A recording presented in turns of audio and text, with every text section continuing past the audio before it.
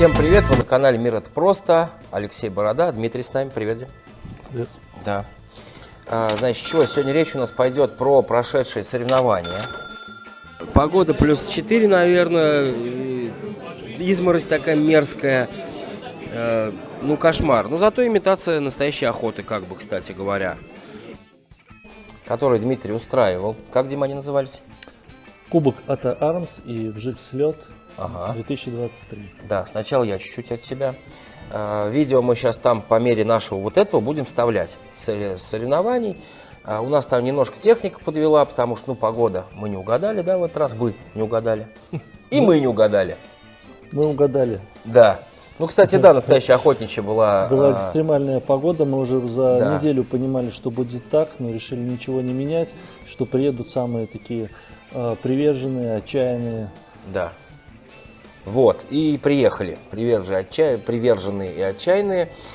Все это мы проводили, мы снимали в Ловчем, что в городе Тольятти, ссылочки в описании. На Дмитрия ссылочки в описании. На кого нам еще надо, Дим, ссылочки оставить? ATA Arms. Да, тоже на них в описании. Вот. Ну, естественно, мы записываем все это дело в гостях у гитарной лавки. Промокод Борода, 5% скидка на все, на них тоже. Ссылочки в описании.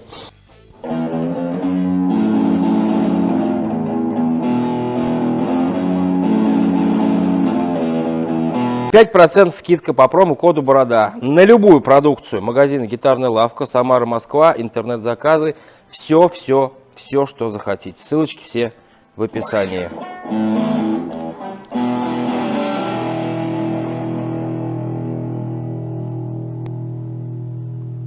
Мне, если честно, очень понравилось. Это просто ружье мокрое. Теперь все это дело разбирать, чистить, сушить феном. Класть на батарею, ложить,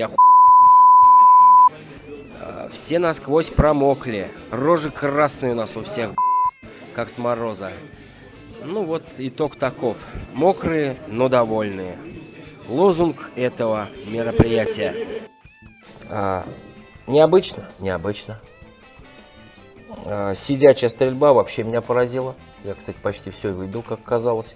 Оказалось, ноги длинные. Сел и все полетело. Погодные условия экстремальные тоже шикарно. То есть охотники себя проявили во всей красе, в отличие от стрелков. Не будем тыкать пальцем. Да. Ну, супер. Вот супер. Ну, еще ловчий, да, такая, как бы, скажем, не платформа, как это назвать, место. И чай попить, да, и отдохнуть, и укрыться от дождя, в принципе, есть где, и обогреться есть. Давай, Дим, что ты думаешь вообще по этому поводу? Пожалуйста. Ежегодное мероприятие Вжик Слет. То есть третий год подряд я его провожу. Это Вжик Слет, это одноименный с брендом Вжик Мастер, мой бренд по производству оборудования для снаряжения патронов. И вот уже 2 года подряд мы последние объединяемся с ATA Arms для того, чтобы мероприятие сделать еще более интересным, чтобы сделать еще больше призовой фонд. То есть у оружейного бренда ATA Arms тоже есть такая политика, что они 2-3 раза в год проводят турниры для охотников, где они, соответственно, раздают подарки.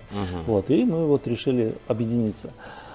Конечно, всегда стараемся подбирать хорошую погоду, вот, но в этом году оказалось, что погода, мы уже заранее понимали, что она будет дождливая и мокрая, вот, и мы решили, что все-таки мы оставляем все без изменений, уже и дата назначена, и люди уже оповещены, вот, и решили, что это будет такой момент какой-то такой брутальности, сложности, экстремальности для участников. И наверняка это может повлиять и на результат. Тот, кто хорошо стреляет, а в таких условиях он не стрелял. Да, охотник, который, может, на стенд не ездил, а на охоте в разных условиях бывает, что стреляет, то для него это более как бы комфортно. Но, в принципе, так и получилось. То есть по результатам мы увидели, что спортсмены отстрелялись хуже, а начинающие даже охотники умудрились там состязаться с опытными охотниками по результатам. Я хочу от себя заметить, что очень классно. Дмитрий придумал классную штуку. Это вот твоя вот эта, да, штука попадания. Градация. То есть, да, что у нас часто происходит? Ну, что уж греха таить.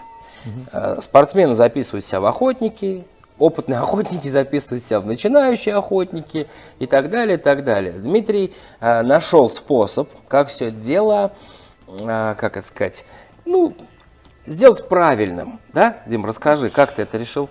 Да, Что да, это? действительно так. То есть можно на мероприятиях, когда участники записываются, отследить спортсменов, которые имеют разряд, которые выступают на рейтинговых мероприятиях. Вот. Также можно отследить участников, которые стреляют на уровне спортсменов, да, но мы их просто знаем, они местные, да, но они нигде не заявлялись, и они просто как стрелки. Вот. И формально их в категорию спортсменов не относят. Когда люди приезжают с других регионов, участники, мы вообще не знаем, для нас они темные лошадки. Да. И в данном случае тоже были некоторые участники, которые заявлялись в категорию там охотников, а я под своим источником, допустим, понимал, что это спортсмен или стрелок уровня спортсмена, да? Вот. Но в любом случае, чтобы исключить такую вероятность, нужно было придумать некую новую систему. И система оказалась следующей. То есть у нас было 3 основные градации среди мужчин-стрелков. Это значит начинающие охотники, опытные охотники и спортсмены. И для этого нужно было определить некое максимальное значение, максимальное количество попаданий для каждой из категорий.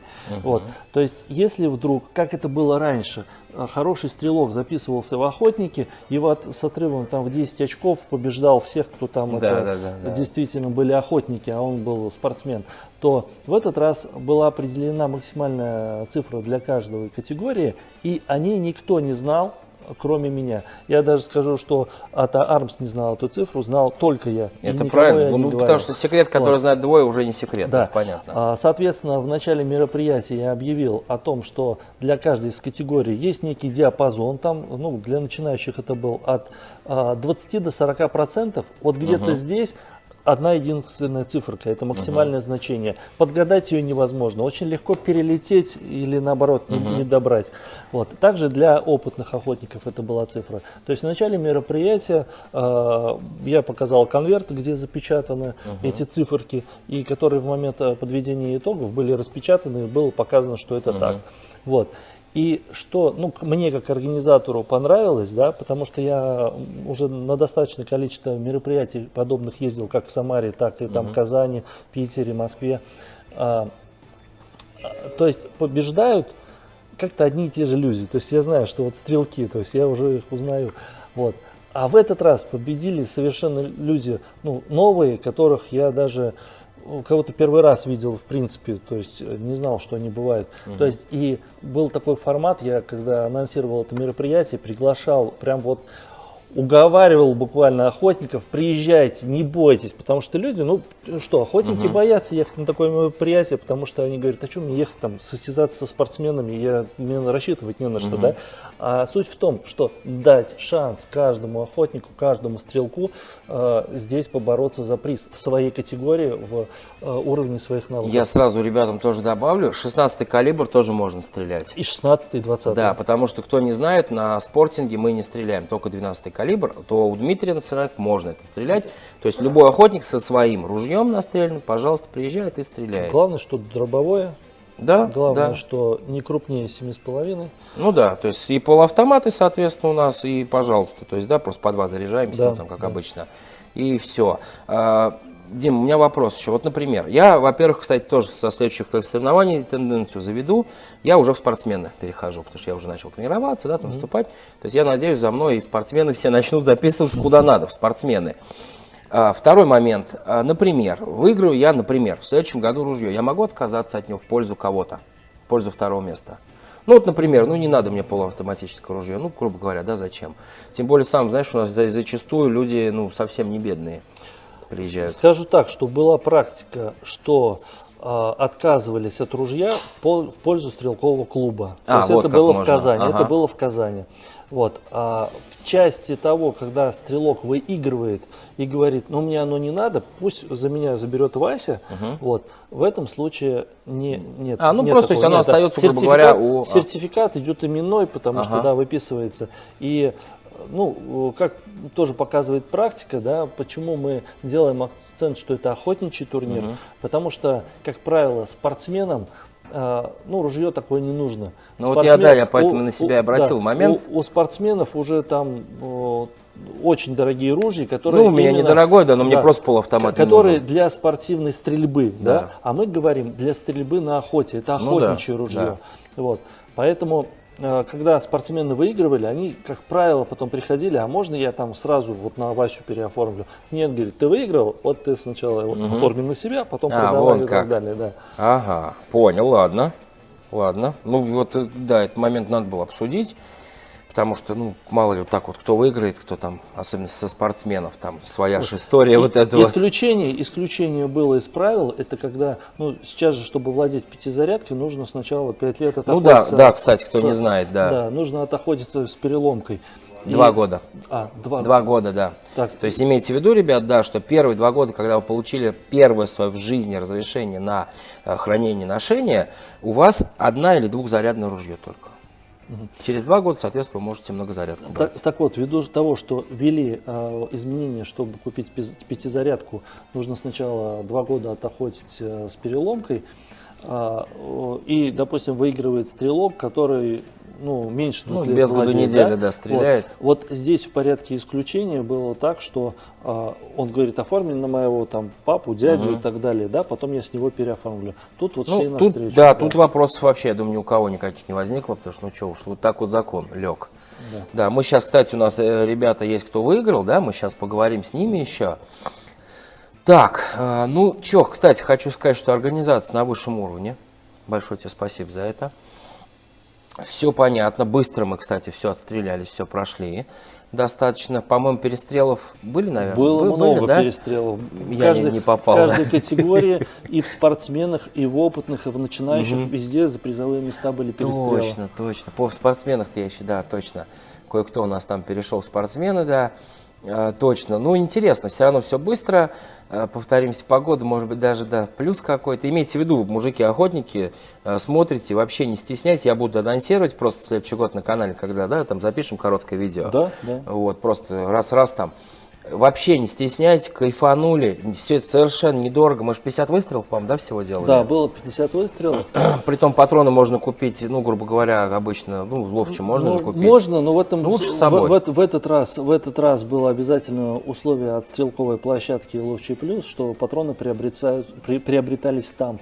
Это в том числе они аргументировали техникой безопасности, потому что сейчас время, то, что дорогие патроны, и кто-то старается сэкономить. И, ну, то есть вот я сам пропагандирую, продвигаю самокрутство, да, но на стрелковых площадках, к сожалению, не допускаются самокруты, потому что ну, никто не знает, как ты снарядил, что ты снарядил, а умеешь ли ты снаряжать. Это уже безопасность окружающих. На охоте ты можешь чем угодно стрелять, а там только покупными. Такое вот у них правило. Ну да, ну то есть либо, да, с собой, грубо говоря, берем, например, либо там покупаем. Ну, видишь, вот Ловчий сказал, что там покупаем.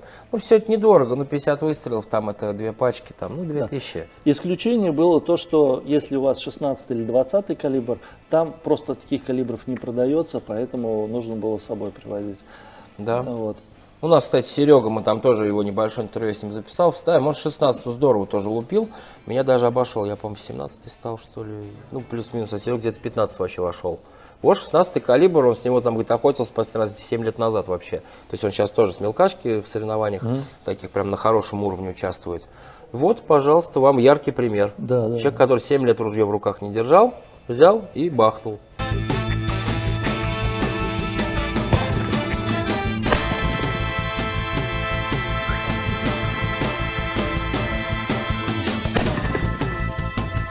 Как тебе, Серег? Ну, в целом ништяк, погодка только. Да? Немного дождливый, слегка ветерочек такой.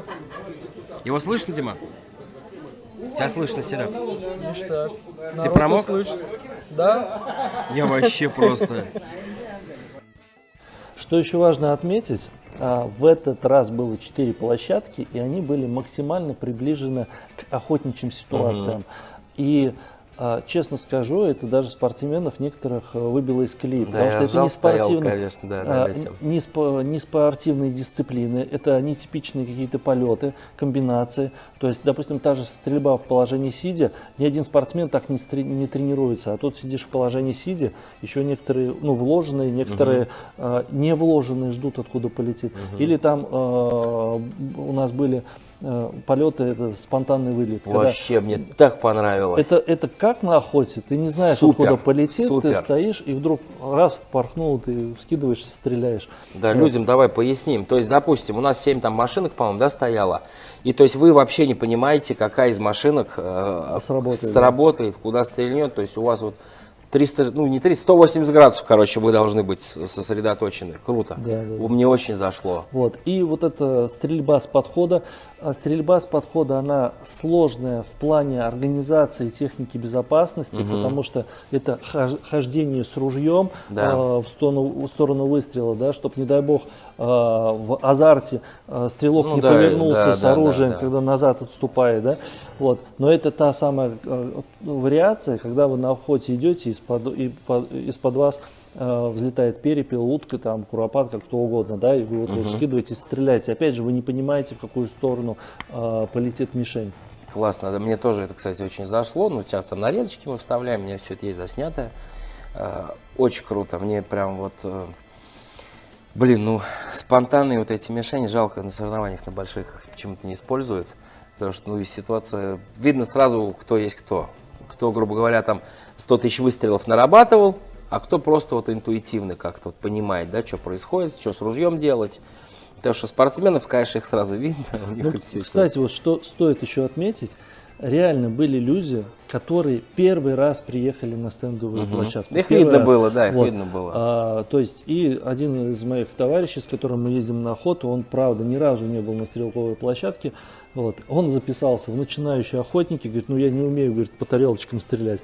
Но оказалось, что он в опытных охотников почти дошел до призовых мест. Класс. Вот. То есть это его навык просто стрельбы по уткам. Вот, как бы, ну, такие задачи. Ну, это плюс ружье привычное к нему, условия для него были как раз вот такие вот созданные. Хотя, честно скажу, когда я в свое время первый раз приехал на площадку на такие мероприятия, я там, по-моему, из 100 участников третье с конца место занял. Да, я вот бутылку водки, да, там, в общем, традиция есть. А я, ты представляешь, записался на турнир, а там из 22 участников 18 мастеров спорта. Они мне такие, ну пойдем. Я как раз в пятерке стрелял, у меня все мастера спорта были.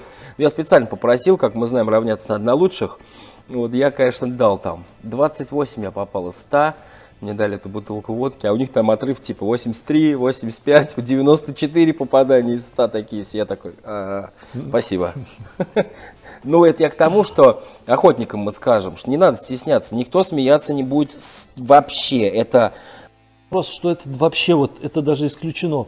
То есть настолько здесь дружеская атмосфера, да, реально, настолько все заряжены позитивом, настолько как бы вот получается сам стреляешь, да, и хочешь свой результат повысить, но при этом рядом твой товарищ стреляет, и ты за него болеешь, чтобы он тоже хорошо стрельнул. То есть он промахнулся, думаешь, как ты промахнулся, это ж, ну, вроде можно было попасть. Да, я с Серегой там стоял, блядь, лево, право ему. И отличие этого мероприятия, да, что вот такого прям напряжения и там конкуренции вот нету, да, именно в первую очередь народ приезжает туда получить положительные эмоции, общение с единомышленниками, вот, то есть и вот в данном случае вот это мероприятие было, оно, наверное, самое богатое было по подарком, то есть порядка, наверное, 300 тысяч был призовой фонд, 66 участников, и часть призового фонда была разыграна просто среди всех участников, как в лотерею по номерам участия, и ну, процентов, наверное, 60-70 участников уехали не с пустыми руками. Да, это тоже, да, здорово, ну, это, не знаю, честно врать не буду, для кого, ну, где-то сувенир, мне хватило, что я кайфанул. Подарок, да, где-то там сертификаты, надеюсь, на 5000 рублей, то есть очень, и самый ценный приз, который оказался в лотерее, в розыгрыше среди участников, это 1 единица оружия, то есть у нас, получается, 2 единицы оружия были среди опытных и начинающих охотников за первое место. Точно, Вот. среди спортсменов уже не разыгрывали ружье, и это Нет. прекрасно. А им не нужно все равно. Вот, я как раз, я со следующего года у тебя уже в спортсменах буду. Вот это прекрасно, а то я, честно говоря, запереживал уже заранее. Да. Ну, думаю, вдруг, мало ли, карта ляжет, я выйду, и я что с ним делать? Типа, а у меня разрешения-то больше нет, кстати. Ну, типа, вот у спортсменов уже часто так бывает. Да. Просто нету, все, класс. За это тебе еще один респект. Вот. И вот Это очень крутая одна тема. единица была разыграна в лотерею. И от себя добавлю, Дмитрий очень круто все это сделал. Помнишь, ты сначала его вытащил, а огласил в конце. Это очень крутая тема, чтобы все не разбегались, такая вот интрига сохраняется. Ой, я же стоял в толпе же, слушал, как мужики там переживали, охотники все. Блядь, кто? Хоть бы не меня, когда ты другие призы разыгрывал. Но здесь действительно просто уже опыт проведения мероприятий таких был. И как мы делали? Допустим, чтобы не расходились все, ружье вытаскивали в самый последний момент, да? То есть, когда уже участников оставалось мало. Вот. Ну и тут уже как бы осталось 10 человек, да, среди них вытягивать, и как бы те уже, кто до этого приз получили, они потеряли свой шанс. Да. Вот. К тому же, когда он получил уже не знаю, футболку или сертификат, и он понимает, что ему дальше стоит, ружье ему уже не светит. Да. Вот сейчас отлично вообще сделано. Да. Супер. И, соответственно, как мы в этот раз делали, это мой друг, товарищ по охоте, мне, говорит, предложил, а сделай так, говорит, сначала вытащи, но никому не показывай, отставь его в сторону, и потом в конце огласишь. Вот. Ну, была, наверное, говорю, такая, как сказать, мысль у участников, да, то есть, когда уже номер вытянут, поставлен на видном месте, что вот победитель ружья, но никто его не знает. И тут мы разыгрываем другие подарки. Наверное, у каждого участника было только бы не мне, только бы не мне. Да, вот очередной они, подарок, да. Они так и стояли, все мужики там. Нет. Такие, ну ладно, блин, ну прикольно. Мне прям, ну очень реально зашло. Вот, я предлагаю, Ну и я просто какие-то водные моменты скажу про участников, которые сейчас вот опрашивать будем, скажем так, интервьюировать. Допрос. Значит, Ярослав, он, наверное, уже раза 4, наверное, ездил на такие турниры. Вот. Ну, особо ничего не выигрывал, да, и когда ему вдруг в лотерею попался этот подарок ружье, но он реально, он не поверил себе, он там за голову хватался, говорит, что это мое, это можно забрать, это все, говорит, вот.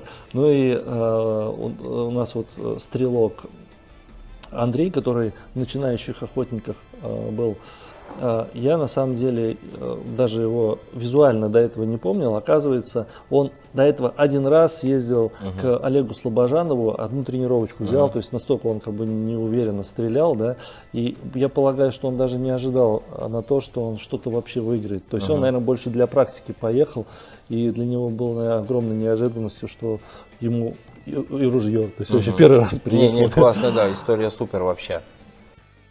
Так, Алексей. Андрей. Ярослав. Ярослав. Алексей. Так, давайте от ближнего ко мне.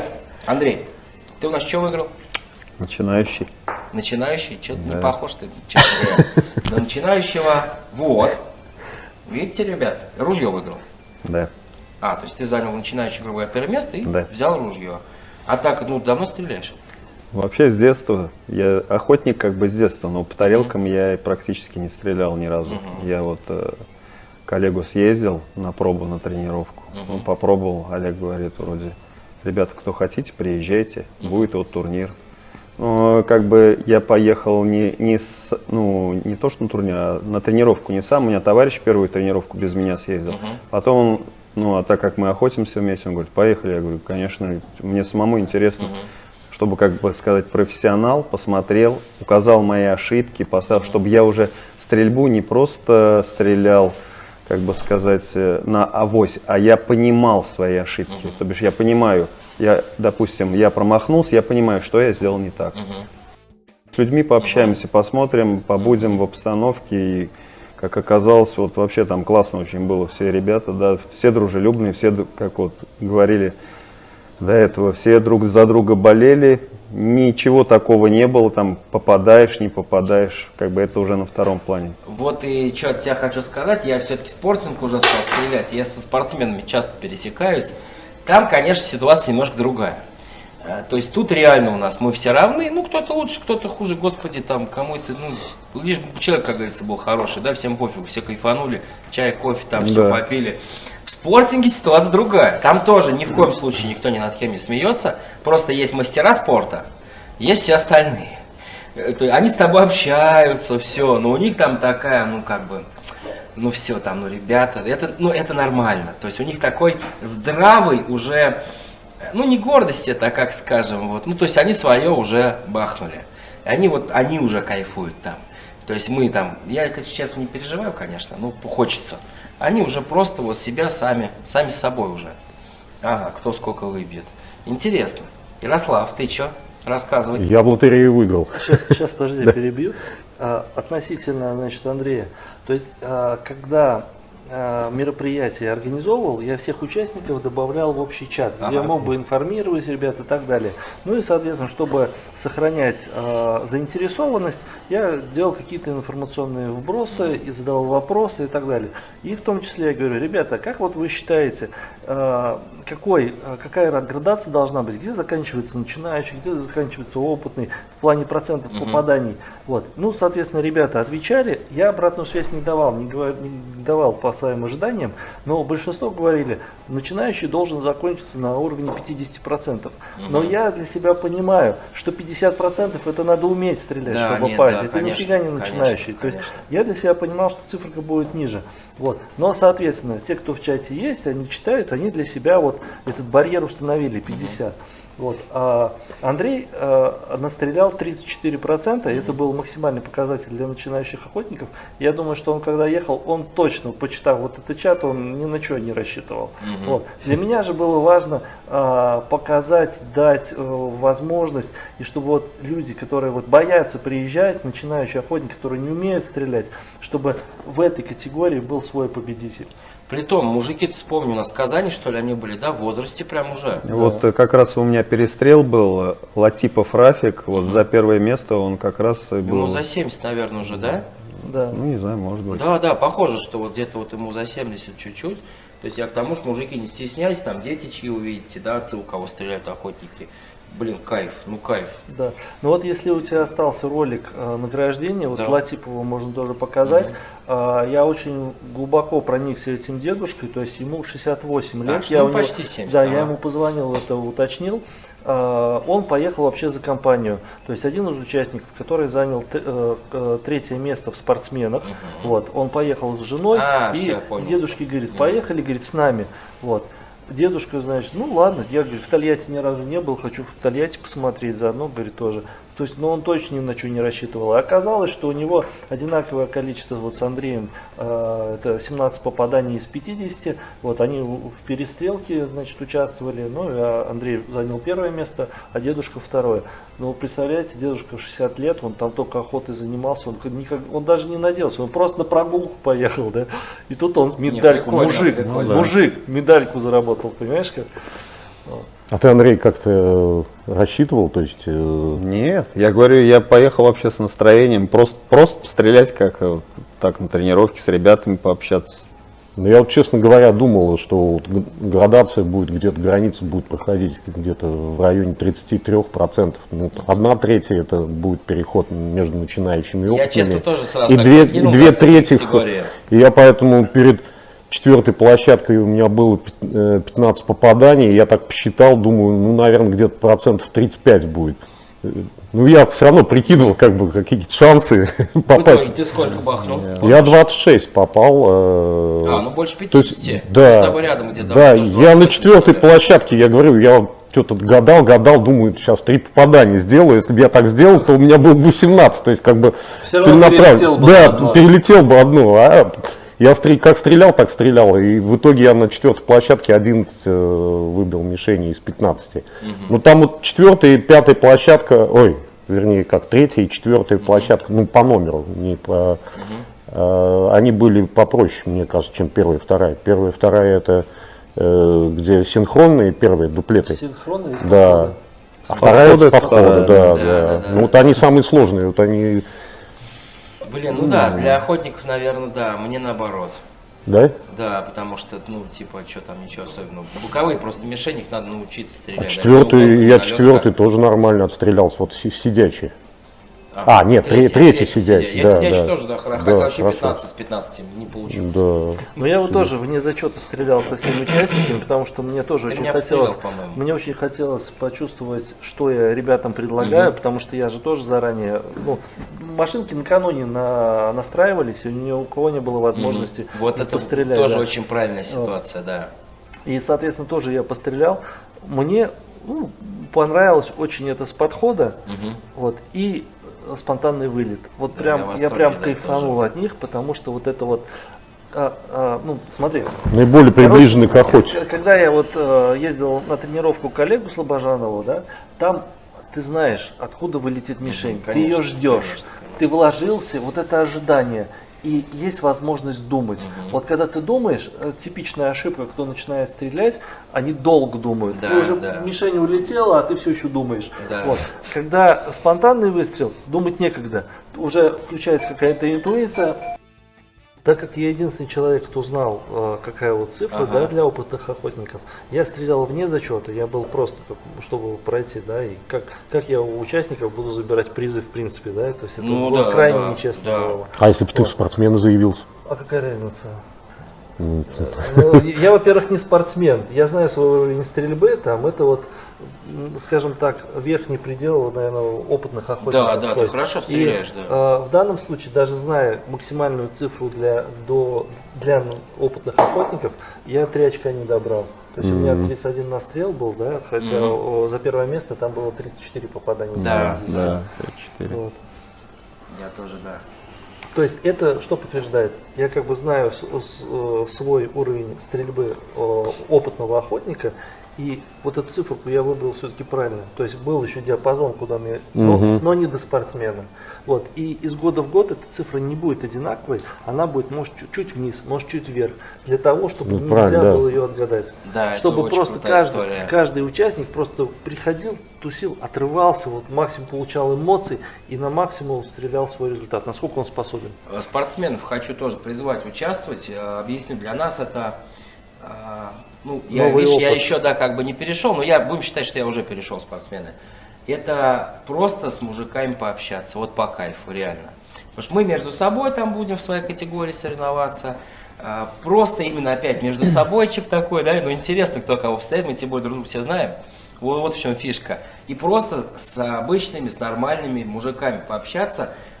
Чай, кофе, эта история, та история, охота на того, на того, на того. Просто отдохнуть вот от нашего вот этого спортинга постоянного. От, ну, дрочки, скажем так. И это точно новый опыт для них, потому что они 100%. так не тренируются. 100%. Это тоже для них нужно как-то перестроиться, понять, оказывается, вот так тоже можно. И да, и, кстати, очень полезно, да, для всех спортсменов, особенно для начинающих спортсменов. Это очень полезно, да, когда ты рефлексию свою включать начинаешь. Потому что все равно у нас уже отточены все эти вкладки и так далее. А тут новое, и мозг начинает думать по-новому. Я думаю, и лучше начинаешь стрелять, честно говоря. Но я после того турнира лучше отстрелялся на следующем. С теми же мастерами спорта, но я говорю, уже закрыл там не 28, а 65 или 67% я закрыл. То есть это уже уровень там первого разряда. То есть это, ну, прям вот вырос. Потому что я переосмыслил, Дим, после этих вылетов, что, оказывается, тут не все, как бы. Тут еще и вот надо где-то рефлексии своей доверять. Ну да. Когда ты уже у тебя настрел, да, определенный, не надо бояться, там, что ой, там вот так мне сказали, так вот чувствуешь. Нажал. Знаешь, вот главная ошибка, вот я, опять же, у Олега Слобожанова когда занимался, кстати, он очень сильно потянул мой уровень, да, если я говорил, на первом мероприятии у меня было 3 с конца, там, я не знаю, из 50 мишеней, может быть, 5 попал, да, то сейчас мой уровень где-то 65-70 Ну, максимум. у нас сейчас тогда примерно одинаковый процентов уровень. Первый попаданий. взрослый. Вот. И, значит, получается, что на тренировках он говорит, перестаньте думать, перестаньте сверяться. То есть, знаешь, как бывает, когда неопытный, смотришь на мишень, посмотрел на планку. Да, смотрел на да, мишень. она уже улетела, Да, она да. уже улетела, да. То есть нужно не видеть эту планку, то есть периферийным зрением понимаешь, что она смотрит куда надо, да? Вот, мишень взлетела, и ты смотришь на нее, и просто, как сказать, ствол, это планка, это продолжение твоего взгляда. Вот Конечно, куда ты посмотрел, конечно. туда ты стреляешь. Конечно. И вот этот момент тайминга, то есть не нужно тянуть. Очень интересно, когда прям вот совсем люди, ни разу не бывавшие на площадке, приезжают, они, значит, долго думают, тянут, а она уже улетела. Вот. А нужно вылетел раз, два, три.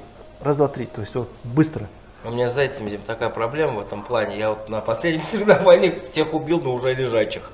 Он заваливается, я упакую вообще, но все, незачетность коснулась, все. Вот у кого как. Я с зайцами так делаю. То есть у меня ощущение, что я не попаду, я жду. Пока выровняться мне удобно, а он в этот момент падает. Все. Ну, кстати, вот самая такая явная мишень, это вот угонка. Чем дольше ты думаешь, тем дальше она улетела, да, с ней, да, То есть там ее история нужно как сразу. можно быстрее щелкнуть. Ну вот с катера, да, сейчас, говорю, стреляли как раз с нашим любимым Олегом Слобожановым все. И да, мы же прям, я наверху пострелял, внизу с катера пострелял, да, моментально, то есть она вылетает в секунду. Я даже, знаешь, как у меня же это еще помпа есть, интересно, а у нее этот цилиндр, то есть у нее нет никаких сужений, ничего, то есть на нее нельзя поставить, я ее там еще сделал короткую, она прям коротенькую такая. И я это с рук, вот отсюда с поясом мы, с Олегом по приколу. 4 тарелки стреляли, первый выстрел мимо, второй сразу передергиваю, попадаю. Выходит на уровень удобный. Кажется, да, пошла. Ну, прикольно, интересно, постреляли. Что у нас еще, давай, что добавить? Как ты выиграл-то, расскажи. Давай, Ярослав, даем слово. Ну да, когда лотерея началась, уже началась лотерея после награждения участников, ну, в смысле, победителей Ну да. в своих категориях, вот. И вот как Дима рассказывал, на самом деле сначала вытащили Тебя. гильзу, да, с моим номером. Вот. И опять же я стоял, когда объявляли, ну, значит, потом разыгрывали призы все остальные, вот, и я стоял, тоже так думал, ну, только бы не майку, только бы не майку. Нет, я даже согласен был вообще ничего не выиграть, как бы, ну, внутренне. Потому что, ну, майку что-то как-то, там еще размеры, там большие какие-то были, думаю, что и куда мне. Так, а это ведь у нас турецкие, да, ружья? Турецкий Да, бренд. от Армс, да. Ты Вот забрал я, его, подал разрешение? да, вчера как раз отдал документы на приобретение, на Скоро лицензию. заберешь, короче. Ну там месяцы делаются, да, да, обычно. сертификат Месяц, пока да, лежит, имейте я в его виду, не взял. да, сначала мы лицензию получаем, ее месяц готовят, потом, соответственно, уже разрешение на конкретная модель оружия обязательно. Люди, ну не все у нас это понимают, а что ты, говорит, Леха, там это, раз, там, нас смотрят техасцев, там у них... Ну вот тоже, что интересно, в том году проводили первый раз совместно с Атаром, с Кубок Атаром и Вжиков слет, проходил он на ранчо в том году, и в лотерею выиграл ружье парень, который в принципе второй раз приехал на площадку, вот, то есть он плохо стреляет, он тоже вообще не ожидал, что он выиграет, да, и мне все время интересовал вопрос, как, вот какие звезды должны сойтись такие, да, чтобы человеку должно повезти. То есть много людей, много желающих, да, вот. И как-то у меня такое понимание, представление, почему-то, я не знаю, выигрывают те, которые меньше всего ожидают. Да, я так бинокль же выиграл летом на общем, то есть дорогущий. Человек, который пришел просто получить эмоции, настроение и так далее, и он, оценивая свой результат, говорит, да ладно, на чем мне рассчитывать, да, вот, он просто потусить. И вот, ну, почему-то так получается, что именно они выигрывают. Ну вот я так же, я даже не знал, что меня записали, если честно, то есть я вообще не знал, что будет лотерея. Маленький мальчик вытягивает, мы вообще уже в машину ушли, за нами прибегают, говорит, ты основной приз выиграл. Там дорогущий какой-то бинокль, тысяч тоже за 70, за 80 был. Я говорю, кто я, какой бинокль? Ой, на подиум дали мне бинокль. Ну мы его приспособили, уже мы тебе на дальняк. Вот я там был тоже, я хотел выиграть этот бинокль, но видишь, я так сильно ты хотел, тоже что был? я не выиграл. Вот видишь, как мы тогда, ну, незнакомы еще были. У меня, в принципе, так и получилось, как не ожидал. Вот как. Можешь сказать про ботинки, что тебе поперло? Ладно, тут при чем? А из чего? Вот, давайте так, кто из чего стрелял? Из чего ты, Андрей, стрелял? У меня батино ружье ИЖ-12 69-го года. Ну, Ого. класс, да, я его снимал, классное ружье. 12-го калибра? Да. Ага, классика. Это горизонталка, да? Нет, Нет, вертикалка. вертикалка. Два крючка спусковых. Да. Два, да. Тысяча. У меня МРК 155. А, у тебя Охотничий, полуавтомат, да, ага, да. охотничий Я потому полуавтомат. что, ну, тоже, наверное, второй или третий раз вот приезжаю на черный? стенд. Да, в пластике. А, в пластике. Ага, Дима, у тебя что? Полуавтомат Марочи Nexus 12. А, Итальянец. точно, да. Ну, я стрелял с Лыжа 39-го, То есть вот спортивная. у Ярослава НРК это газоотвод, у меня полуавтомат. Инерционка. Инерционка, да, у меня Ага. инерционка. Ну, у нас с тобой классика жанра. Ну да. Двустволочный. Поэтому абсолютно с разными ружьями здесь можно участвовать. Ну, кстати, я посмотрел, что интересно. Мне кажется, полуавтоматами даже больше людей было. Ну, охотничий турнир да, тоже, да, да, то есть охотничий. Ну, кстати, полуавтоматы я видел у людей с Баили. Сбоили, Да, да. У нас мужик поэтому тоже стрелял, двустволка да. понадежней. Он из Да, него да, да, учился. да. Осечки это, были. Это вопрос, наверное, какой полуавтомат. Я вот Да. ни разу не видел, чтобы Бенелли сбоили, чтобы вот, ну, Марочи, они не так распространены, но тоже это итальянец. Вот. И, допустим, по Армс тоже были участники с ними, я тоже не слышал, что Я их тоже сбоили, снимал, да. кстати, То уже есть обзоры на хорошее них, оружие. нормально все. Да. Все работает. Вот. Турки научились делать оружие. А какие сбоили, я даже не знаю. Я, Какие кстати, сбоили. тоже не подошел к нему, не посмотрел. Но не наши, точно, 100% не Мерка и не турецкая. И Мерка, Потому мне что их кажется, сложно вообще спутать. невозможно, чтобы она сбоила, да, зазоры, там, эти задиры какие-то есть, но она как автомат Ну, как Калашникова Калашников, работает, да, и да. все. То есть, Там может не перезаряжаться, если вот это там забилось, нет, там да. пружину там поджимать надо. не, там парень волновался просто, я так понимаю, у него инерционка была тоже. Он волновался, видно прям было, что он волновался. И он ее не до конца просто упирал. Я ему крикнул, Да. я говорю, ты по прикладу. Он не слышал, волновался. Просто из-за волнения, скажем так. А в какой группе стрелял? Это, так, передо мной группа была, я не знаю кто. Нас же как Дима распределил, я не знаю, передо мной, а за ним мы прям ходили вот. Какая-то у них группа другая была. 60. Распределение Нет, было 57 просто по номер. порядковым номерам, Да. то есть как да. участники прибывали, номерки им выдавали, Да. и по порядку номеров. С Ну, 1 4 по группы просто, 17 это да. я точно знаю. С 1 У меня по 7 был, да, 17, номер. потом с 18 по 34 и так далее, то есть по 17 человек в группе. Ну вот было. следующая группа, значит, была. У меня 57-й был. наверное. А, ну вот это, значит, перед тобой группа Да, была. всё. А у тебя в на- какой был? 19. А, ну вот это ты. А Вторая в твоей, группа. значит, группе как раз у кого-то, да, там. Да, разбавило. вот в моей на тропе я его сразу Да, да, заметил. да, вот да, он, да. да, парень. А у там тебя вообще. 7 номер был? У меня Да, 7, да. седьмой. Я Ты говорю, первый был. следующая, да, за мной. У нас в группе тоже у парня сбоило ружье. Причем не один раз. Ну, То есть он не перезаряжал, вот, не знаю, это тоже. Я чуть не посмотрел, какое Ну, у него здесь ружье. такая особенность, может быть, что стоит учесть, да, если охотник привык стрелять только на охоте, и у него 32 грамма навеска и Кстати, кушает, да, кстати. а здесь он приехал 28, 28, да, и он может не просто как бы, перезаряжать. да, может быть, ему нужно было заранее этот момент отследить, просмотреть и так далее. Ну, как правило, ну вот у меня, допустим, Марочи 28 легко кушает, 24 легко кушает, то есть перезаряжает инерционка. 20 грамм стрелял, у меня не получается, а у Олега Слобожанова получается. Видимо, он лучше вкладывается, пожестче упор делает, я не знаю. Вот у него прям получалось. То есть Да. здесь как бы это каждый охотник, каждый стрелок должен знать свое оружие. Вот. В охотничьих ли условиях и так далее нужно проверить как бы и с другими боеприпасами. как оно однозначно, работает. конечно. Ну, на том завершаемся. Yes. Да? Все, ссылочки все в описании. Мир это просто. Лайк, колокольчики, подписывайтесь. Пока. Ребята, и обязательно отслеживайте такие мероприятия, приезжайте. Они сделаны именно для вас, для охотников, для неопытных стрелков, для опытных стрелков. И спортсмены вы приезжаете для того, чтобы повысить свои навыки, улучшить свой опыт стрельбы в нестандартных условиях. И просто расслабиться, провести хорошую тренировку между собойчик. И просто с мужиками пообщаться, вот если честно. Вот, в кайф. Всё. Спасибо, Алексей. Спасибо. Спасибо огромное. Пока-пока. Спасибо.